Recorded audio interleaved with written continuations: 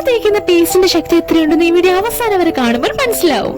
ചോറും പല്ല് തേക്കുന്ന പേസ്റ്റും ചേർത്ത് കുഴച്ചാൽ അതൊരു ശക്തമായ പശയായി മാറും. പേസ്റ്റും പാത്രം കഴുകുന്ന ലായനിയും ചേർത്ത് കണ്ണാടി തുടച്ചാൽ അത് തിളങ്ങും. പല്ല് തേക്കുന്ന പേസ്റ്റും വെളുത്ത വിനാഗിരി ചേർത്താൽ എണ്ണമയമുള്ള അഴുക്ക് ശക്തമായി നീക്കം ചെയ്യാം.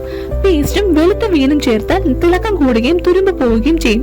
ഷർട്ടിന്റെ കോളർ മഞ്ഞ നിറമായ എന്താ ചെയ്യുക?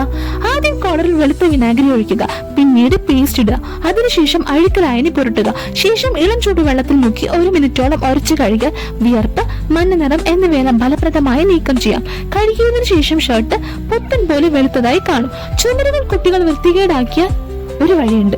ഒരു പാത്രത്തിൽ പേസ്റ്റ്, ബേക്കിംഗ് സോഡ, ഷാംപൂ, വെളുത്ത വിനാഗിരി എന്നിവ ചേർത്ത് കുഴമ്പ് രൂപത്തിലാക്കി ഒരു സ്പ്രേ കുപ്പിയിലാക്കുക.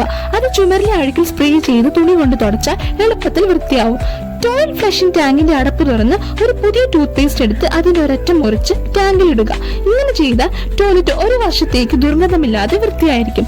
കൂടുതൽ ട്രിക്സിനായി ഫോളോ ചെയ്യുക.